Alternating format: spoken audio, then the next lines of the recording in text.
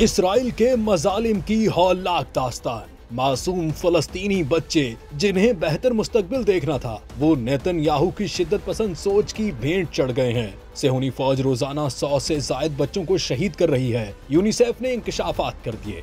UNICEF का कहना है कि इसराइल की जानिब से जंगबंदी की खिलाफ वर्जी के बाद 18 मार्च से शुरू होने वाले ताज़ा हमलों में रोजाना की बुनियाद पर तकरीबन 100 फलस्तीनी बच्चे जाँ बहक और जख्मी हो रहे हैं। गैर मुल्की मीडिया रिपोर्ट्स के मुताबिक फलस्तीनी पनाह गुज़ीनों के लिए अक़वाम मुत्तहिदा की relief and works agency UNRWA के सरबराह फिलिप लाज़ारिनी ने इस सूरत हाल को खौफनाक और इंसानियत पर दागदार करार दे दिया है। उन्होंने इस बात पर जोर दिया है कि बच्चों का कत्ल बिला जवाज है। फौरी तौर पर दोबारा जंगबंदी की जाए ताकि बच्चों की जिंदगियों को तहफ़्फ़ुज़ मिल सके।